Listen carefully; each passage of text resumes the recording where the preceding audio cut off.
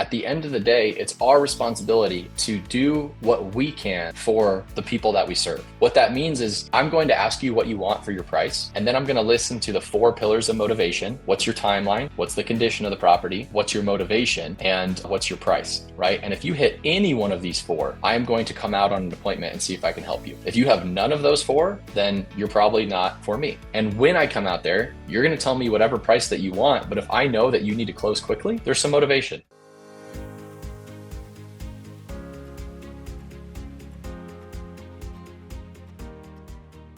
Welcome to another episode of the Straight Up Chicago Investor Podcast. I'm Tom Shellcross. With me, as always, is Mark Ainley. Mark, good to see you. Yeah, likewise, man. I am excited about spring coming up. You know, right now, you were just talking about it. It's freaking freezing out, and there's a sheet of ice, and you know we have slip and falls. I'm getting a report on. Like, I cannot wait for springtime. I'll take the springtime floods over the winter ice all day long. Yeah, this will air sometimes in March, so it could either be 20 or 75 when our listeners listen to it. Either way, though, they're going to be in shorts, right? Like, I just wear shorts all March, no matter what the temperature is. Yeah, I remember. You know what's crazy? Convertibles aren't a thing anymore. Like when we were growing up, like people like convertibles. Like you would take the convertible top down or the T-tops off when it was like 40 degrees. T-tops, yeah. So I don't know if your group of friends, but my whole group of friends were Z28 and then Trans Ams, stuff like that with the T-tops. No, we're not the cool Addison kids like you. Oh no. So, but yeah. So, but at any break of weather, like it was 30 degrees, like we'd have the windows down or the T-tops off, and you just crank the heat. There you go. Way to kill the ozone a little bit quicker. No. So yeah, man, it's funny. Like I'm looking out at even like things that are 30 days out, like lease renewal 60 days out, and it's like, oh man, like this gets us into good weather. Like it's like the nice light at the end of the tunnel. Well, it's crazy for us. So you said the lease renewal, like we end up starting for the property management, like our lease renewal process starts at like 150 days. And it's because we go talk. You got 120 in Chicago. You need to be 120 for the folks who've been there 3 years or longer. Yeah, right? So we just run our entire system off of like just getting it going that soon, and we'll reach out to the owner. You know, obviously we want to make sure they're not selling, and then we reach out to the tenant. But yeah, it's just crazy. Like we're going through all of our lease renewals right now for like July and August. Like so, it's crazy. Yeah, it's also hard to kind of comp, right? Like you don't really know exactly where the market's going to be there. Especially if people just moved in, you just have the comp from the property from 4 months ago. Like yeah, crazy. You are the comp.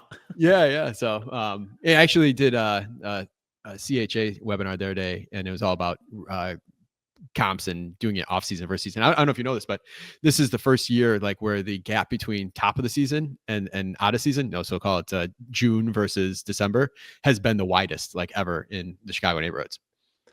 I believe that because I finished a project just now and I'm trying to lease up high-end luxury units in January, and I thought we're chugging along, but I thought it'd be better than it was. Yeah, I was like, these things are great. You know, and 2 years ago I was in the same situation and I got through it pretty well.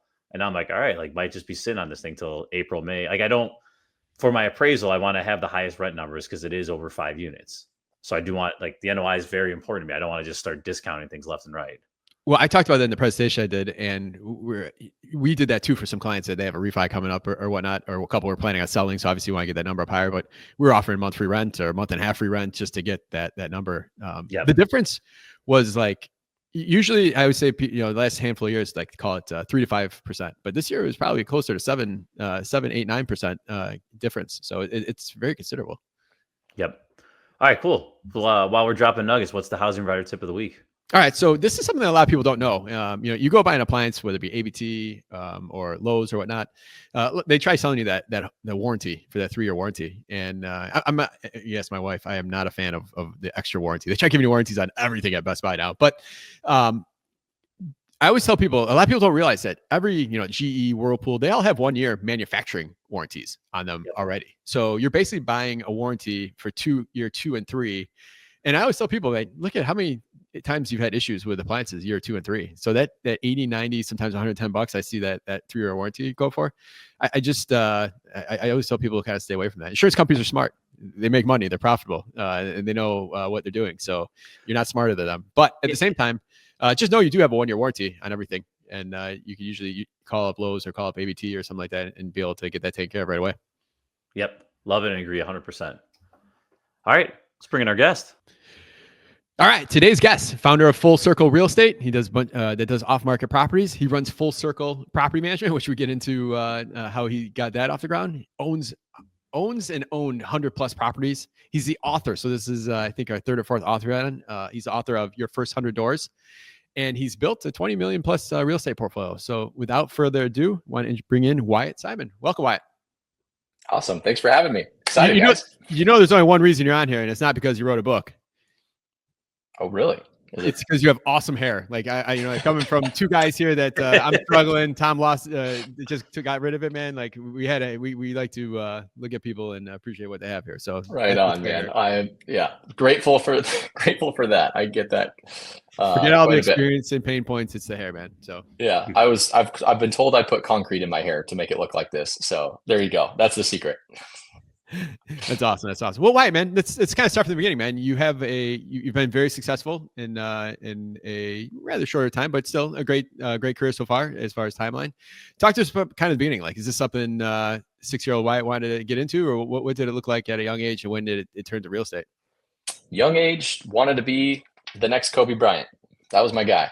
So loved basketball, loved playing sports. For everyone listening, that's the Jordan comparable. We don't even recognize him over here. Oh, come on. All right. That's fair. Well, so wanted to go into the NBA, ended up being 5'11" and white, so a little challenging to do so. But I did go play basketball at a really small college, and really just didn't care about school at all. Didn't read any books, like literally just did what I had to do to get B's to get through school, because that was my parents' standard, and play basketball. And it was about senior year of college where I realized I wasn't going to be able to continue my career in basketball, and I had to make a pivot.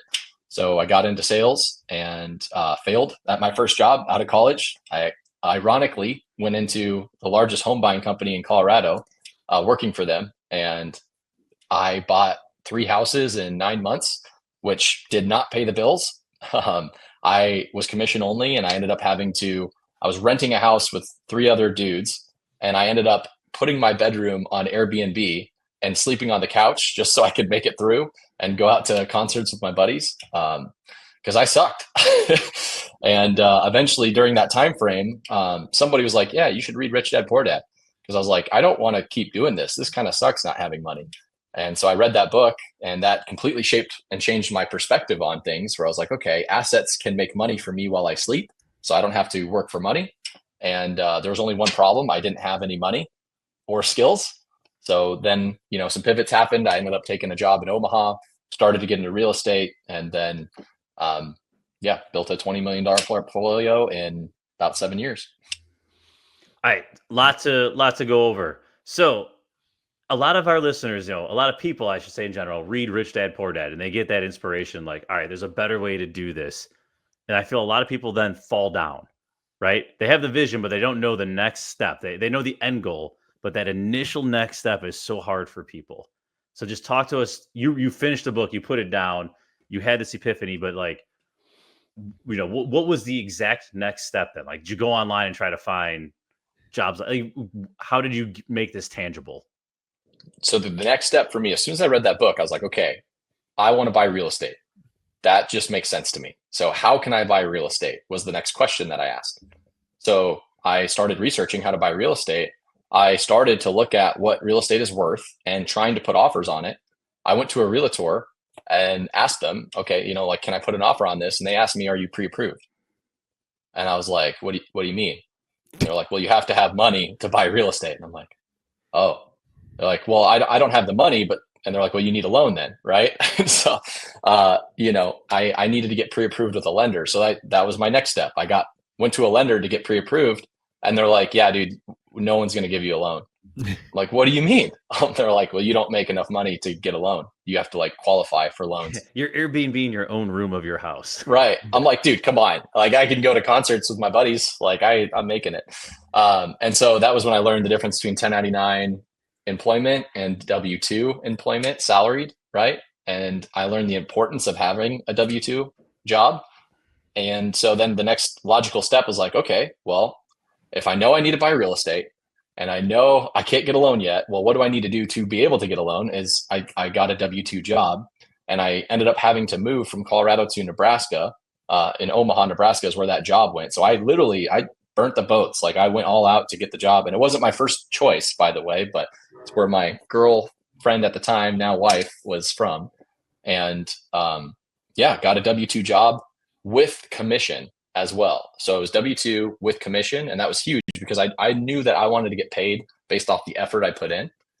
And so that first year I got the W-2 job, and it took me 6 months of literally searching for a deal, putting in offer after offer after offer on market while I got, after I got pre-approved, and getting turned down. And I got fired by 3 realtors because they're like, dude, you're never going to buy a house.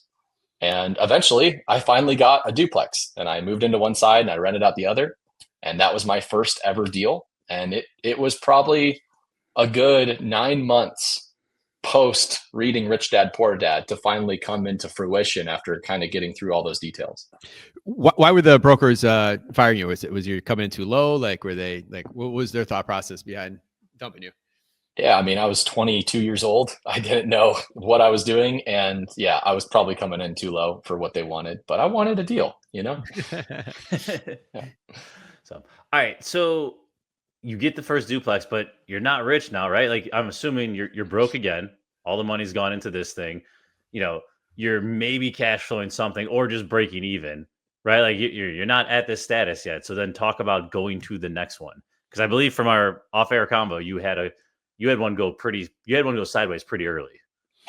Yeah. Well, as I was searching for houses, I was also educating myself on how to, do better in real estate. We'll just say that. That was when I came across the BRRRR strategy, which, if your listeners don't know, it's buy, renovate, rent, refinance, repeat. Why that's so important is that allows you to take a little bit of capital and improve the value and get your money back and keep it as a rental and recycle that capital. And so when I found that strategy, I was like, oh my gosh, like I don't have a lot of money, and this is how I can buy real estate without a lot of money. So this is my ticket. And so the next step was like, okay, how do I buy this real estate though? Because I used all of my money, as you said, to buy that duplex. So now I'm out again. And so what I did is I didn't have money, and I didn't come from money, but my parents are a lot older. My mom was 41 when I was born. And so they had a house paid off in cash. And while I was going through this process, I was educating myself. I asked them, I was like, hey, would you let me take a line of credit on your house and use that to do this BRRRR strategy thing? And they said, absolutely not. That was their first thing. And then after 9 months of me going through this, right, I asked them this in Colorado prior to me leaving my job, right? Then they saw me get a job. Then they saw me get a duplex, and they saw me educating, going to all of the real estate investor stuff and learning podcasts and Bigger Pockets, all of these things. Eventually they said, okay, we'll try one. And so as I'm living in the duplex, it was 2 months after I also ended up buying a single family home. I spent the next 6 months of my life rehabbing that home after work, mind you, right? And by the way, I don't know how to rehab homes. I'm not from the farm, we'll say that, but the center on my basketball team in college was from a farm. So I asked him, I was like, dude, would you help me renovate this house? I'll pay you $25 an hour. We'll get Chick-fil-A, and I'll work underneath you. I'll do whatever you tell me. And so we did. And so 6 months of renovating this property, like I threw out my back on that property, jackhammering concrete, just all the things, but I learned. And thankfully that one went well. Like I bought it for 100, put 22,000 into it. It ended up appraising at 150 when we were all said and done. So the bank gave us a loan for 120. So I paid my parents back the 120, paid them the interest. And all in all, I was into that house for a little over $2,000. And now that house cash flows $750 a month. I still have it to this day, and it's gone up about 120K in equity. Man, So there's such a benefit in doing a rehab like that. You learn so much. You learn so much on doing the construction yourself for everything else you might do later. Like what were some of the things you kind of took away from that first kind of being in doing the gritty actual work? Well, really, it was to budget, because I had no idea how much rehabs really costed, right? Like I had no idea. And so I just had to figure that out. And so, getting three bids on like electrical and plumbing, and then we did pretty much everything else. That helped me understand material, labor rates, and just overall specialized contractor estimates. So now when I'm putting in offers, I can at least have a better idea of what to budget for moving forward. So that was really helpful. Yeah, absolutely. All right. So we're rolling here. We got a partner from the basketball team, feeling on top of the world. What happens with a third deal? Because I think this one doesn't go so hot. Right. I'm like, man, I'm untouchable at this point, right? So I buy my Here's your third heat deal. check. Let's see. Yeah. So I buy the third deal. I love when you call this the Purple Palace. I bought it from a wholesaler. I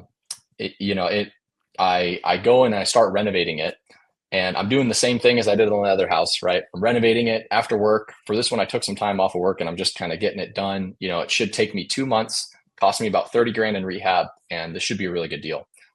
As I'm renovating it, I'm on the inside of the house, knocking out the plaster and lath and, breathing in all the junk. And the city inspector comes in and he says, "Hey, what are you doing?" I'm like, "I'm making the neighborhood better. Like, this house is going to get renovated. I'm going to rent it. It's freaking awesome." He goes, "Okay, well, where's your permit?" And I'm just like, "What's a permit?" And so then he educated me on not only what a permit was, but also what a red tag was. And so he shut down the project, and it forced me, instead of me doing it myself, to hire licensed contractors to do the work, which was something I had not done before. And unfortunately, that took me from a 2-month rehab to an 11-month rehab. So I'm paying holding costs and all these things. I ended up firing multiple contractors on that house because I hired the wrong guys and had to learn how to work with them. And it was just an absolute nightmare. The rehab budget went from 30,000 to 68,000 by the time I got done with everything. So way over budget, way over time, super stressful. And then finally, I get this thing rented. And I'm like, 11 months of my life, guys. Like, this thing is just a burden for 11 months, almost a year. And I finally get it rented. And then the tenant calls me 2 days after he moves in. He says, "Hey, Wyatt, it smells down here." I'm like, "Dude, buy a dehumidifier." Like, I don't care. And he's like, "No, you need to come over." So I go check out the basement, and there's shit and piss everywhere. And I'm like, "Oh my God." So I call a plumber. The sewage line was made out of Orangeburg pipe, because the house was built in World War I. Have you guys heard of Orangeburg pipe before? No. I've never even heard that. We have clay tiles here in Chicago. Okay.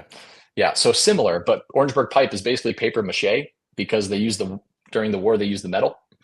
And so the paper mache had completely disintegrated, and I had no plumbing line from the street. So then I had to dig it up. And not only that, the plumbing line went into the street. So I had to dig up part of the actual street as well to replace all of that. It's another $14,600 just kicking the ass right as I got done. And it's made from layers of ground wood. I had to look this up. Like, that's crazy. You basically supported the war, like, by having to go through this. We're undefeated in America. Yeah. I didn't mean to cut you off. I had to acknowledge that. Yeah. So it was just incredibly stressful. Finally got it done. And, that one was just the gigantic kick in the ass that most people would have quit after that. But I had learned so much. And this is where I see a lot of people get it wrong, because everything in life has an exponential learning curve, right? And hopefully you can see on the camera, if you're just listening to this, like, imagine just a curve that goes up and to the right after you go through the shitty part. We'll say that. Hopefully I can cuss on here, guys. Yeah, you're good. And so anyways, everyone quits right there in the really hard part, right? And everyone goes along this little line where you're moving horizontally, and it looks like you're not making any progress, or maybe it looks like you're moving backwards, but you're actually learning all of these really hard lessons. And then it starts to get easier and easier and easier as you go. And so, I would say if you're in that hard part, it's okay. One of the things that gigantically increased my help from there is I decided to hire a coach. And that coach from there told me what to do and what not to do. And so, the next year I bought 6 homes, and the year after that I bought 25. And then from there it went onward with 25 plus 70 apartment units, and started a management company and kind of went from there. All right. We're going to get into that growth. Before we do, Mark and I have had this conversation it's a great point, right? All the experience you gain, all that knowledge. If you were to lose everything tomorrow, like, how much, let me rephrase the question. Like, how much would you pay to not lose everything you've learned along the way? Right. Like, just like for us, like, knowing the streets here, knowing, ARVs, understanding the relationships, the contractors, we've had this convo multiple times. Like, it's like your entire net worth, right? I'd rather lose my entire net worth than lose that internal database of everything I've learned over the past 8 years or whatever it is. Right. Yes. Like, it's so valuable, but you don't see it in your bank account. So you don't put a number on it. Yeah. It's like, what is it costing you not to make $1 million a year? It's costing you $1 million. Yeah. Every year. Yep. All right. So we get the coach, we start to scale. I'm assuming here, if you're buying, 25 homes or whatever, you start going direct to seller in some capacity. Is that correct? Absolutely. So talk about that shift, because we get calls all the time. People saying, man, there's nothing out there. There's nothing out there. And then there's a small handful of people that take matters into their own hand and start saying, okay, well, I'm going to go do this. Talk to us about getting that off the ground. So year 2.5, I was still buying things on market and from wholesalers. And I saw when I was buying from wholesalers, like I went to a closing one time, the wholesaler made $26,000. And I'm just like, damn, like he didn't do in my mind, right? And ironically, I wholesale quite a few now, right? Like I'm a pretty large wholesaler here, but in my mind, I'm like, man, he didn't do any work, and he's making like more than I'm going to make on this. Like, this is nuts. And so that was when I was like, okay, maybe I can start to make this spread. And that was when I hired the coach and went direct to seller. I mailed my first batch of postcards. I did driving for dollars. So drove around the city, did pinning, did it all on my own at the first what start city of are it. you in for our listeners, by the way? I'm in Omaha, Nebraska. Yep. All right. You're still there. Yep. So anyways, did driving for dollars and did it all on my own. I sent out the batch of postcards to let you guys, I'm just going to let you know how unsystemized, unprepared, how ill-equipped I was. I did all of this. It was supposed to land the week before my honeymoon. Okay. And it didn't. It got delayed. So literally we show up on our honeymoon and I'm getting all of these calls. And you guys, if you know direct to seller, you know how it goes. Like 9 out of 10 of them are, go F yourself. So I'm like scrambling, trying to take these calls. And my wife is like, what are you doing? And it was just not super well done. But I ended up getting one house from it. And it was one house in like a 6-month turnaround time. It was a very small deal, but it was kind of proof of concept. And then from there, I kind of realized, like, my coach was like, dude, you are not the systems guy. You need like a systems guy to help you. And so I ended up partnering with a systems guy, and Tim and I have, grown that business and are still business partners to this day. We'll talk about partners in a second, but finding a coach or hiring a coach, like that's an investment. That's confidence you're putting into somebody. Like how'd you find your guy? What was the thought process? What was the investment in your mindset, or how you're calculating, I guess? So I was, plugged into the real estate online world. We'll say that, right? Like I was listening to Bigger Pockets, Brandon Turner, all these guys. And, I'm also a faith-based guy. So I'm Christian myself. I know I'm a Christian that cusses. This is what it is. But I just kind of jived with one of the guys that was a faith-based guy, and he had just started his coaching program, and he had done what I wanted to do. That's the kicker, right? He had done what I wanted to do, and he had the framework. So I was like, okay, I can just rip off and duplicate. That's what I want to do. And so I just kind of jived with him and messaged him, and we just went from there. Yeah. Were there any moments of doubt in those first, call it 6 months, right? Because it takes time, like you said, it takes time to get this thing off the ground and for it to actually work. I feel like going back to the earlier comment you made, a lot of people quit too early there. Did you have some of that going through your head? Absolutely. Yeah, absolutely. I remember, he has it all in like an online course, so you're just supposed to go through the course. It's the clear framework. Yet it was still difficult for me to sit there and just go through it and actually do the action steps. Like all these things were boring, or I didn't know how to set up, postcard sources on an online website and get them to deliver with a business name and get all these like, logistical details set up that I had never done before. Right. And so at those steps, I didn't quit. I thought about it, but it did delay it. Right. It was just because I didn't know how to do it. It took me so long to get it done. I probably purchased the course and then 2 months later got my postcards to get set up to be sent. And then, within 3 months, finally sent the postcards and then took the calls. And there were times where, like in that first batch, I set up a couple of appointments, and, you also suck at going on appointments, or most people do when they start.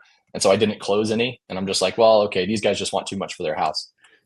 And it's like, well, you can learn how to convert a lot better. And so thankfully I got one. It was a small deal, and it was a small deal because I made it a small deal, by the way.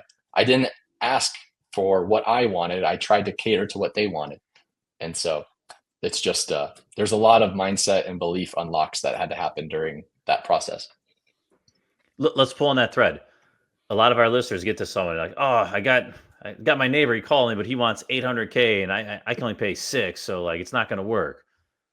Right. Like, can you get, don't have to spill the whole recipe here, but give us a little bit of insights of when you have a big price discrepancy between what the buyer wants to pay and the seller is, when you're direct, right? When you're on market, it's whoever's going to pay the most. It's pretty black and white. But can you talk to us when you're direct, when you have those opportunities, like how can you bridge that gap or get closer to your number? Right. So I'll say this happens on market or off market. At the end of the day, it's our responsibility to do what we can for the people that we serve, right? What that means is I'm going to ask you what you want for your price, and then I'm going to listen to the 4 pillars of motivation. What's your timeline? What's the condition of the property? What's your motivation? And what's your price, right? And if you hit any one of these 4, I am going to come out on an appointment and see if I can help you. If you have none of those 4, then you're probably not for me, right? But if you have any of those 4, then I'm going to come out and help you. And when I come out there, you're going to tell me whatever price that you want. But if I know that you need to close quickly, there's some motivation. Or if I know that this property's not going to sell well on the market because it's pretty beat up, there's some motivation. And so because of that, I'm going to come out there and I'm going to listen. And then I'm just going to go through transparently. This is what I do that I think really separates me from a lot of guys in my market, at least, is I will literally show the seller how I run my numbers transparently, like a book. Hey, I'm going to sell the property for this. I plan to make this much of a profit. I'm going to put this into it. That's why I can offer you this. And I don't care what you tell me your price is. I'm just going to tell you how I get to mine and then explain it. And if it works, awesome. If it doesn't work, that's cool too. Yep. I love that because a lot of them they don't understand the whole process, right? They just hear they just think of the ARV number, what their neighbor sold for, right? Other question for you. Are you licensed or no? Like, do you also ever take anything to market for them? Like if it's not a great fit? Yes, I am licensed. I got that at the beginning of last year to keep up with the regulation that was in our state for wholesaling lots. So you can now have to be licensed to wholesale anything in our state. And I do. I usually have between 1 to 4 options depending on the seller. And it depends on what they need, right? The first one is always a cash price. The second one is maybe a subject to, if I'm going to buy it with their existing debt. The third one would be a seller financing if they have it paid off. And I keep it as a rental. I guess the fourth one would be like a lease to buy option contract if it's kind of a complicated deal. And then the fifth one would be I can list it for them if they really are looking for market and it doesn't need anything. What makes a subject to deal most attractive to you? Like, where is it? Like, it's this, because it's kind of a little more of a risky approach, of course. But I'm curious to hear kind of your thoughts on that. Before you answer, break it down. Like, what is, for our listeners who don't know, what is subject to? Yep. And then that's a great question. Answer it. Yeah. So immediately when my head starts ticking subject to is when someone says my interest rate's like 2%. Okay. Yep. Then, if there's really good debt on the property, then there's probably an opportunity for me to buy this subject to the existing financing, which means I assume their loan, or we just keep the loan and we set up a third-party servicing company. And so basically, number one is I want to keep it as a rental. So it's got to be in an area that I want to keep things as a rental in. If it doesn't, then that's not an option. Number two is they have to have good debt. And so that's when I start to see that's an option. And number three is it still has to cash flow once I'm done with it, right? So like just because it has a 2% interest rate, if I can stick a tenant in there for $2,000 and my mortgage is $1,800, that doesn't cash flow, okay? Because there's property management, there's repairs and maintenance, there's things that pop up that, CapEx expenditures. So I need to see a margin in there besides the cash flow, right? So I need to see I can rent this thing for $2,000 and I can, my mortgage payment and everything is going to be $1,200. Like I need to be able to have that margin in there. And then the last thing is like, hey, for the seller, they need to have some motivation, right? Usually sellers don't just do that because I'm not going to be paying the seller. Like I'm just going to be taking over the property for them and taking over their mortgage payments. So what that usually means is they don't have equity in there if they were to sell it traditionally. Right. So if they have, they want to sell it for 200,000, but they have 190,000 in debt because they just bought it with an FHA loan a year ago. Well, if they list it with a realtor, they're going to have to pay money out of pocket with the realtor fees and everything. So now they don't have to do that. They don't have to pay out of pocket and they can actually just get rid of this house and this loan to me. And I can come in and actually help them with their credit because now I'll be paying the loan for them and their credit's going to continue to go up while this loan is being serviced by myself. Yep. So for the person selling in this example, this, like you said, this works in a low equity situation. It's not a good deal for them in that situation if they bought it, the loan's at 100 and it's worth 250, right? In that situation, like, wouldn't make any sense at all. But it's when it's tight on that VA loan, that FHA loan, and it's been recent, like it hasn't appraised, or the market's dropped and it's come down, or whatever the case may be. Correct. Yeah, most of the time. Yeah, the only time it would work in that specific scenario where you said when they have like 100K in equity would be if they don't need or want that 100K in equity. Then we could set up a second behind their existing debt to pay them as a loan and take over. But again, I need to have the margin in the cash flow. So it's likely, like, that's a very rare circumstance that the people just don't need the money at that point. Yep. Cool. All right. So you make the jump, you go direct to seller, you start scaling like crazy. At what point did you drop the W-2 job? Talk to us about that process. So 2021 is when, at the end of 2021, truthfully, what happened is, I was a pretty prideful kid. I worked my ass off, and I was the top of not only my company, but the entire network of 356 companies of my sales job. And so I was making good money. I was doing a very good job. And on the side, that year I had bought 25 houses and 76 apartment units, while being the top in the network for sales. So I was just this cocky little kid, we'll say that. And I got my company car taken away from me because I was texting and speeding, and I got too many complaints. And so they took my car away, and that was like the straw that broke the camel's back for me. I'm like, all right, I don't need you guys. I'm going to go off and do this on my own. And so I left the job and did something that I would not recommend, which was I vertically integrated with property management. At the time, I had 76 apartment units at the time and houses. And I decided, well, I'll just start this property management company and it'll be easy. And so I went from working about 35 to 40 hours a week for my job and making very good money to working 90 hours a week and making less than 40K. And it was just like, what have I done? Right. Yeah. With calls on Saturday at 5, right? Like property management is not 9 to 5. Yeah. I was at the in-laws at a dinner on Saturday night at like 6 p.m. And I'll never forget, I was in the bathroom just like having to take these emergency plumbing calls, because it was like, what is happening, dude? And like, yeah, it was a nightmare. I passed out 4 times from stress in 2022. Just like legitimately passed out, went to the hospital, the ER. It was very stupid of me, but I was very ego driven at that time and learned what was a lot. the alternative? Like, what would you have done instead of that? Like, is that just outsource it, hire like a couple other people to work under you? Like, what was your alternative that if you could do it again? Yeah, great question. So I actually coach my students on this now, which is how to build systems and processes so that you don't have to do that. So that was then, it was terrible. The alternative now is, okay, I have 7 full-time employees. I've got a director that manages the other 6, right? And so all of them report to him. He reports to me. We've got the systems, the KPIs, and the processes for all of that to be put together so that it all runs on its own. And I didn't have that at the time, and I didn't know how to do that. So I struggled for like a year and a half or 2 years. You remember the Purple Palace? This was an even worse struggle than that. Like, it was, more stress, and it was even harder because I didn't know how to hire and fire, how to put in systems, how to hold people accountable. I thought everyone was like me, dude. Like, I thought everyone was just hardworking and just like, hey, don't like over corporate them and they'll crush it. Not the case. Unfortunately, that's not how the world works. Yeah. All right. So talk to us about that strategy though, because that's tough. Like, also, where this is also capital intensive, right? Because you're spending X amount on marketing every month. Some of these deals you got to take down yourself, which is, there's hard money, there's options there, but it still involves some sort of cash, holding costs during the rehab. You're hiring employees. Like, talk to us about just like, you're rightfully creating these debt burdens, but like it's a problem. Our listeners go through it all the time. I personally go through it all the time, where it's like, man, I feel like I'm killing it, but my bank account is, all over the place. Dude, come on. Yeah. So it was at the beginning of 2024.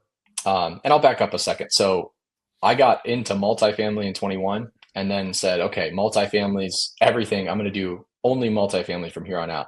So shut down the home buying company and left my job Okay. Both of those were large sources of cash for me to then say, okay, I'm going all in on multifamily. I'm going to retire on multifamily. This is where it's at. So got into it in 2022. You know, I ended up going from 76 units to 160 or so. So bought some multiple deals on there, and I did have partners and all this. So in my $20 million portfolio, I own about 40% of that portfolio. But long story short, at the beginning of 24, I just saw all of my cash start to go like this and start to drain. And at the beginning of 2024 in January, like I'm a multimillionaire and I am literally running out of bank. Like I'm running out of cash. Like I am like, what do I need to do? I'm literally in tears with my wife. And she's like, well, if you need to get a job, like get a job. And I'm like, okay. So I had to swallow that pill and I applied for 3 jobs. I went back to like in the same industry I was in to fix this issue. And simultaneously, I didn't have much money left, but I had 10 grand. And so I spent 10 grand Mailers, in marketing. baby. Yeah. Spent 10 grand in marketing and that turned into 16 grand. And then I reinvested that. And yeah, last year we did a little over 650,000 in assignments and whatnot. And so literally like spending that money and betting on myself saved where I was at. And ironically, I had one of the guys didn't take my call or application. He called me in November of last year and said, hey, I'm actually, we're looking to hire now. And so it was a sweet call to be able to say, hey, I'm not looking for a job at this time. Thank you. Oh, that had to be tough to swallow your pride and go and apply 3 places. And all along, I didn't realize this till later in life, is you're probably unemployable at that point. Like you might be able to make money, you might be able to stay between the lines, but it's going to kill you doing so. Yeah. Yeah. And that's where I really came up with the framework. I had a broken framework. And so the framework that I really teach on is 1, build your cash machine, and then 2, invest it in something like real estate. Because I had the cash machine with the job, I had the cash machine with the home buying company, and I got rid of both of them. I went full out in investing in real estate with multifamily and whatnot. But just because you're doing the equity value add does not mean you're going to have a ton of cash flow. And so that cash machine, if you build that first and you learn how to leverage yourself out of it with employees and systems and processes, that's where a lot of freedom can truly be built.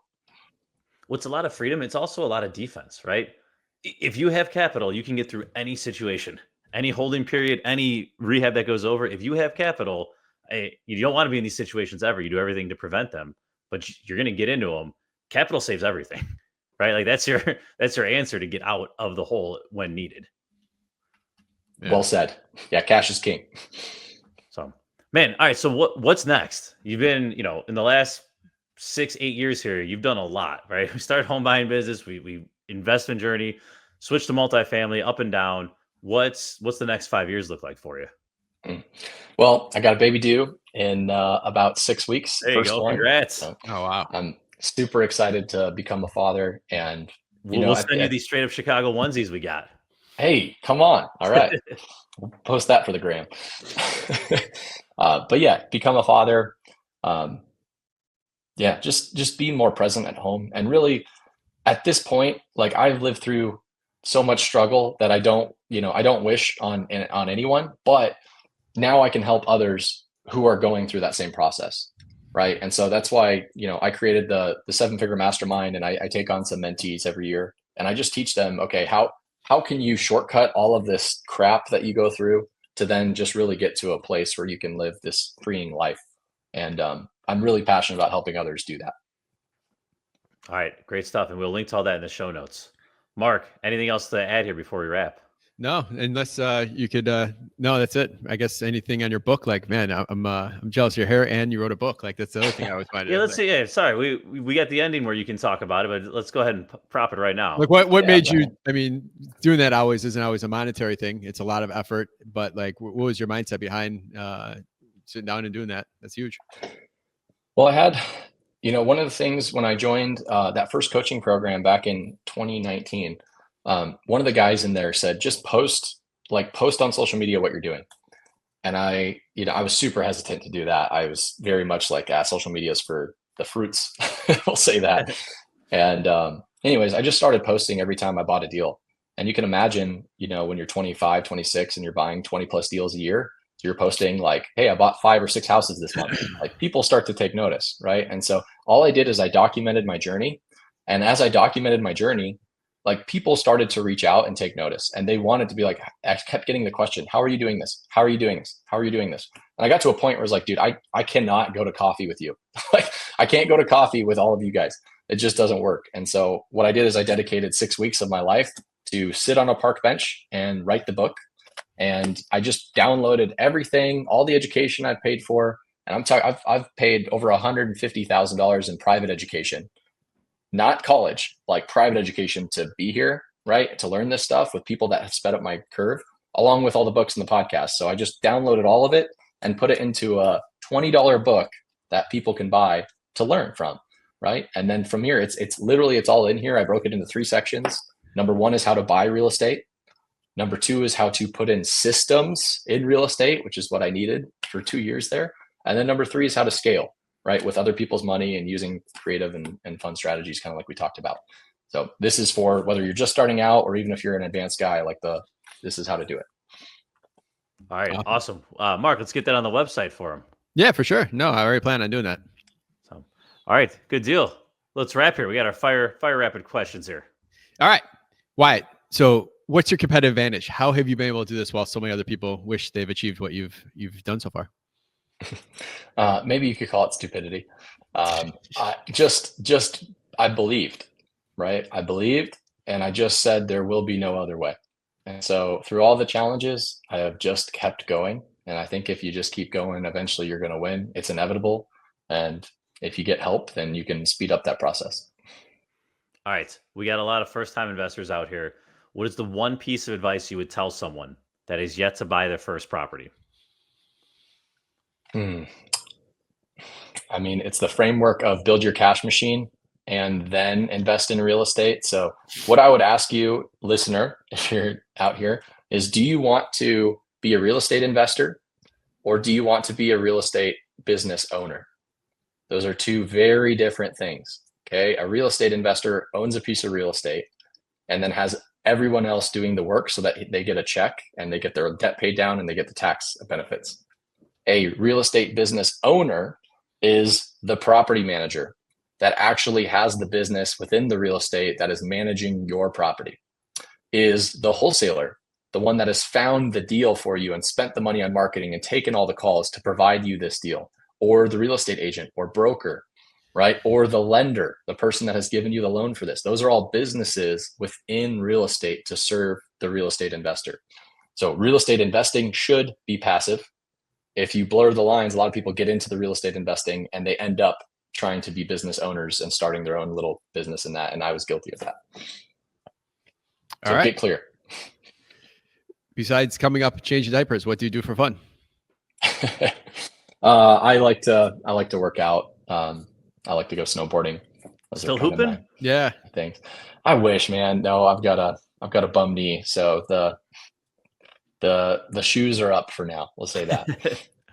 All right. We'll link to your book, but besides your book, give us a good book, podcast, or self-development activity that you'd recommend to our listeners. So this completely changed my life, completely changed the trajectory of my life. When I moved to Omaha, I was recommended to read The 7 Habits of Highly Effective People by Stephen Covey. Yeah.